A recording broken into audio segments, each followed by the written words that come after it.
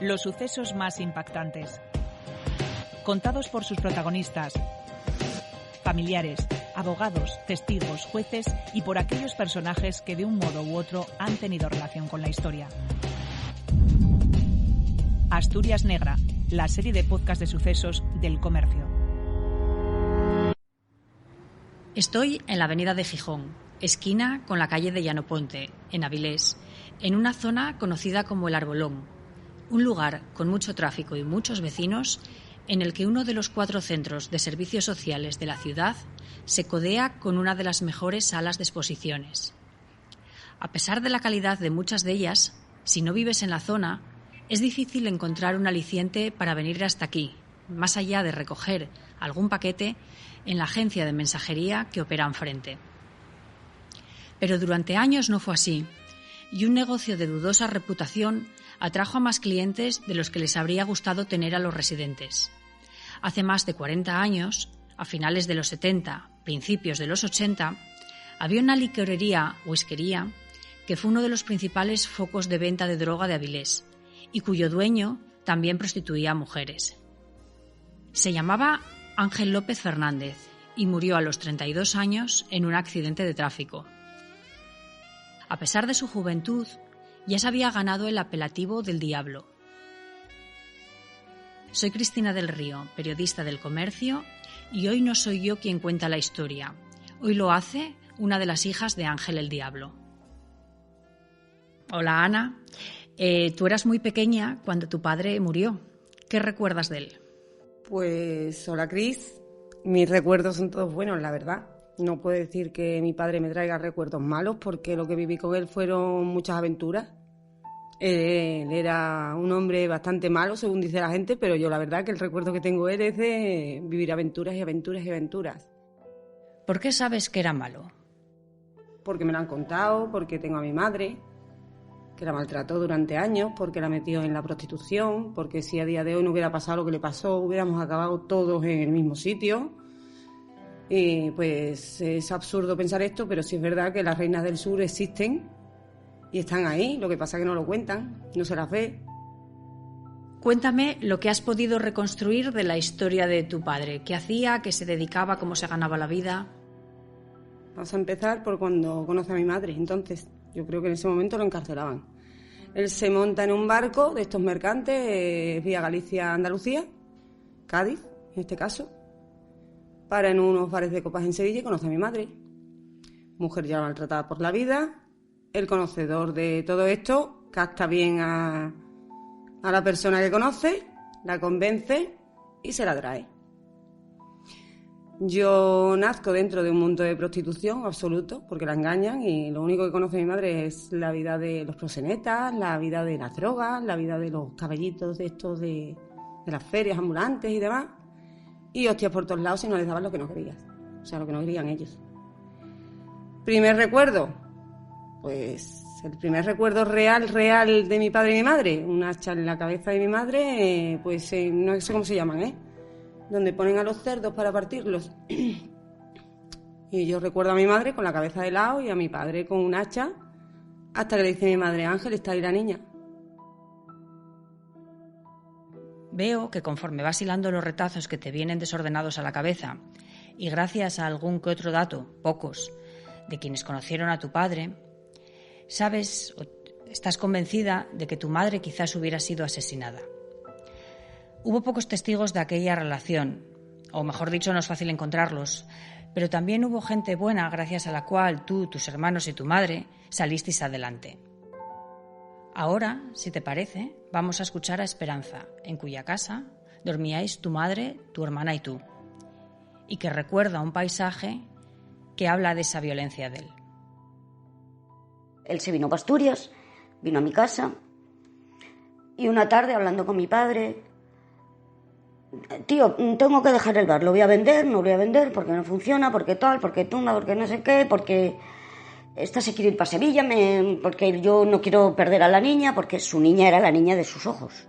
Vete allí y soluciona las cosas con ella. Dices que tengo miedo porque ella va a vender el bar y me va a gastar el dinero y tal y cual.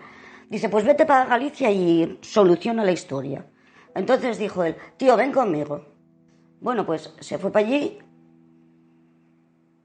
Ella sabía que se iba para allí y tenía avisado a la Guardia Civil.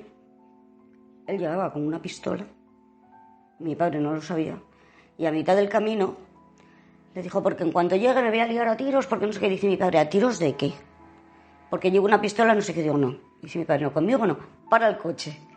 Paró el coche, se la quitó y la escondió, la enterró en un prado o lo que fuera. Bueno, llegaron allí y los estaba esperando la Guardia Civil. La salvación fue de que no les pillaron nada. Él estaba loco por esa niña. Loquísimo. Además es que se parecían físicamente un montón. Pero nunca dejaron de atender a las niñas, ¿eh? Eso también te lo puedo decir. ¿Quién o cómo te enteras tú de que tu padre era uno de los principales vendedores de droga en Avilés? Pues en aquellos años por la familia. Porque, como ya te digo, mi madre ya llevaba una mala relación con su familia en Sevilla, entonces en el momento en que a nosotros nos cogen familiares cercanos empiezan a explicarnos por qué mi madre tiene la mala vida y a consecuencia de qué y quién es mi padre. Empiezan a contarnos pues historias de la mala gente que es, de cómo vende radios estropeados, por ejemplo, o cómo te vende un coche sin bujía o cualquier cosa de esta. Porque a mi padre lo llevaron a echar hasta de Sevilla. O sea, mi padre llegó a un punto donde no podía entrar ni en Sevilla, de las que él iba allí también. Pero porque también en aquellos años era muy fácil el que un vecino hubiera escuchado a su madre en la cocina de su casa y lo primero que hacen cuando llegan a lo mejor al colegio o al parque es decirte, tu madre es prostituta. Entonces tú te quedas así un poco como diciendo, bueno, ¿y? ¿Tú recuerdas aquella licorería, whiskería en la zona del Arbolón? Sí, era un sitio donde entrabas, está todo rojo, de terciopelo, hay unas escaleras, si sigue habiéndolas, que creo que sí. Recordaba mucho las películas de Esteso y Pajares, o sea, para que te hagas una idea. Llegaban los típicos puticlubs que te salen en las películas de esta gente con los dos rombos en la tele. Y eso, veía señoritas sentadas, el típico bol de sidra hecho en casa, mi padre pues con su cuello alto, súper guapo allí puesto, pues esperando a la clientela, mi madre detrás de la barra, con su traje transparente negro, enseñando las bragas, enseñándolo todo. Y la pobre pues aguantando como podía, pero para nosotros, bueno, para mí, porque mi hermana tampoco vivió eso en concreto, porque ya cuando murió mi padre tenía 1 año y pico, entonces para mí sí fue pues un poco impactante entrar en un bar donde todo era oscuro y rojo y las señoritas iban con las bragas al aire. Tu padre luego montó más locales, no fue el único. Sí, mi padre tenía locales también en la zona de Ribadeo, en zona de Coruña, en zona de Lugo. Él movía todo. Aparte con el tema de los caballitos, date cuenta que se hacían muchos negocios en aquellos años. En los caballitos, las atracciones de feria eran una tapadera para todo esto. Ahí era donde se gastaban clientes, donde se gastaban prostitutas y donde, pues... Y si no era suficiente con la mala vida que llevaba la gente, pues ofrecías lo que tenías que ofrecer, que para eso lo llevabas en el bolsillo. Que era pues drogas a mansalva y vamos a vivir todos una vida mejor. La droga en Avilés, concretamente la heroína, llegó a ser un problema muy grave a los finales de los 70, principios de los 80. No sé si en cierto modo sientes que tu padre pudo ser un poco responsable de aquello. Responsable o no, no sé, pero hay un bar que se llama el Minitei de Avilés, que ya lo fue en su momento, a día de hoy es un problema en Avilés, y mi padre fue el dueño de ese garito, yo creo que sí que tuvo mucho que ver. Bares como ese no deberían de haber existido. No, porque además no son solo las drogas. A partir de las drogas encuentras muchas más cosas que te pueden llevar a la ruina. No es solo el drogarte, es que detrás de esas cosas hay más cosas. Hay malos tratos, hay el que te metan a prostitutas, hay muchas cosas.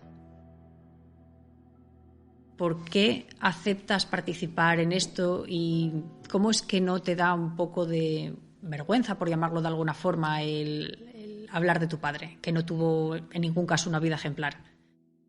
Porque era mi padre y uno se tiene que sentir orgulloso de aquel que te hace. Eso es así, sea como sea. Y esto se hace por mi madre. Y que es una señora que ha sufrido malos tratos desde el minuto cero. Porque estoy viendo que no solo hay una Rocío Carrasco en el mundo, hay muchas Rocíos Carrasco sueltas por ahí que no cuentan su historia, que nadie sabe cómo han vivido la vida. Y es una señora que acaba con un derrame cerebral y que nadie la ha reconocido, que estuvo hasta amarrada en un árbol porque ser puta en los años 80 e intentar escaparte era lo que te llevaba, que te amarraran en un árbol en un monte. Entonces esto es un pequeño homenaje a mi madre, Porque a pesar de que estuvo enamoradísima de ese hombre y que fue el padre de sus hijas, la trató fatal y eso hay que reconocérselo a ella. Lo que aguantó fue una vida de mierda y hay que reconocérselo. ¿A ti te gustaría que alguien que haya conocido a tu padre te siguiera contando cosas sobre él? Y a mí me gustaría saberlo todo. Quiero saber los pros y los contras de la vida de mi padre. No quiero solo tener los recuerdos buenos que yo tengo en la cabeza. Quiero saber quién era mi padre. Necesito saber más. La crónica negra de una ciudad no son solo crímenes, robos, desapariciones o asaltos. La crónica negra también la forman sucesos y personajes que quizás no acapararon grandes titulares ni espacio en los informativos, pero que influyeron de manera importante en el devenir de esos lugares, y hoy que nos hemos fijado en uno de ellos, también en sus protagonistas. La venta de droga no fue tampoco ninguna tontería en el Avilés de principios de los años 80. Sobre todo la heroína hizo estragos. No vamos a culpar solo a Ángel, de quien hemos hablado hoy, pero él y otros firman la parte más oscura y fea de cualquier ciudad.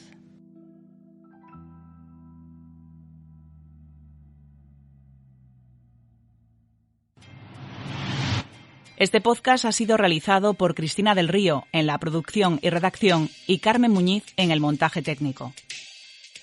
Para escuchar más episodios de Asturias Negra, visita elcomercio.es.